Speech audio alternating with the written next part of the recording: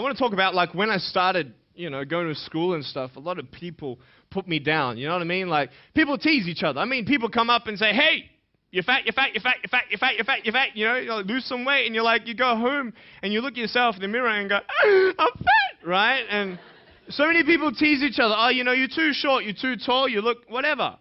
Different hair and all that. It doesn't matter. See, the thing is, when you're in school, when you're growing up in life, it actually sort of matters to people how you look. And then it matters to you because it matters to others. Why? Why does it matter how you look? Because if they don't like you, then who will? If they don't accept you, then who will? And the fear that we have is that we're going to be alone.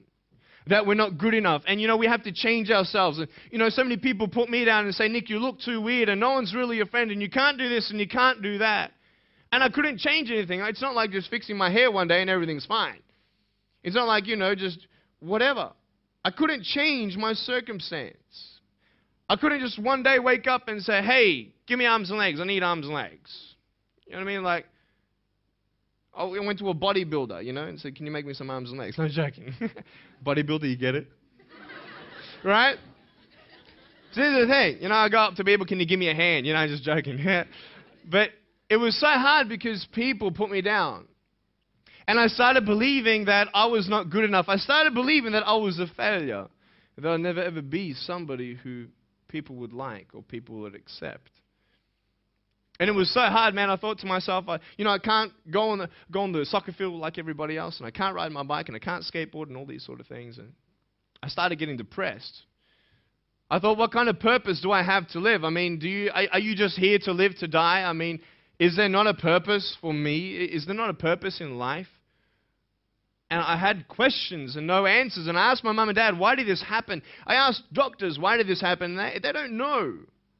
There are some things in life that are out of your control that you can't change and you've got to live with.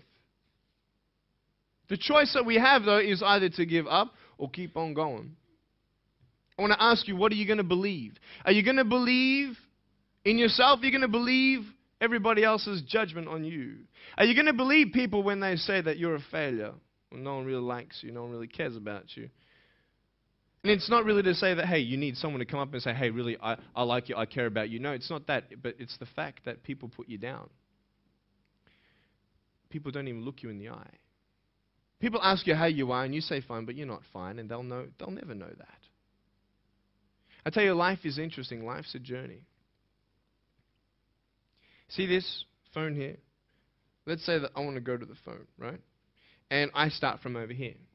Now, to get to the phone, it's not like I'm going to start meditating and going hum, right, and float across the air, right? It's not going to work.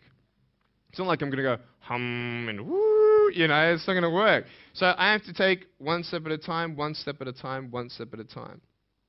You can only take one step at a time. I don't care how big your step is, it's only one step at a time. You can't do 2 steps in one. You understand? So it's like one step at a time. And you take steps in this direction, you take steps in that direction. You sort of get lost along the way, and sometimes you fall down.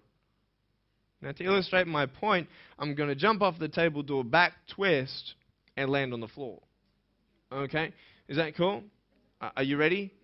Oh, there's a clock there? Okay, can you move the clock for a second, please? Beautiful, beautiful. All right. You ready? So, are you guys ready? Just let me know when you're ready. Are you ready? Okay, ready? 1, 2. I'm joking, man. Are you serious? Just put the clock back there. If I did that, I'll break my arm or something. You know what I mean? But honestly, along the way, you might fall down like this. Ready? Right? Hello! Right. So what do you do when you fall down? Get back up. Everybody knows to get back up, because if I start walking, I'm not going to get anywhere. But I tell you, there are some times in life where you fall down and you feel like you don't have the strength to get back up. You sort of put a mask on your face when you come to school and pretend that everything's okay when it's not, and you go home and lay in your bed when no one's looking at you, when you don't have to impress anybody, and you're yourself. And fear comes in.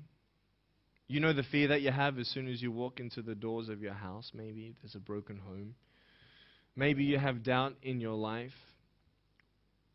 Maybe you don't know for sure what's going to be happening in the future, and it scares you. Maybe you're worried about what people think of you, what people say about you. Just that fear paralyzes you. And I just want to ask you today, do you think you have hope? Because I tell you, I'm down here, face down, and I have no arms, no legs. It should be impossible for me to get back up. I mean, you go home and tie the legs and arms of your brothers and sisters and like push them down and see how long it's going to take them to get back up. You know what I mean? You know, you can tell them that you'll see them tomorrow. You know what I mean? But this is the thing. It should be impossible for me to get back up, but it's not. You see, I will try 100 times to get up, and if I fail 100 times, if I fail and I give up, do you think that I'm ever going to get up? No. But if I fail, I try again and again and again. For as long as I try, there's always that chance of getting up. Does that make sense? And it's not the end until you've given up. And just the fact that you're here should persuade you that you have another chance to get back up. There's still hope. I'm not here today to tell you that I understand your pain. I don't know how it feels to be abused. I don't know how it feels to feel, quote, fat and you've got an eating disorder. I don't know how it feels to have a broken home. I don't know how it feels. But I know how it feels to have a broken heart. And I know how it feels to be alone. And I want you to know that I found my strength in Jesus Christ, and you're going to find your strength in whatever you find it in. But I just want you to know that it's not the end. It matters how you're going to finish. Are you going to finish strong? And you will find that strength to get back up like this.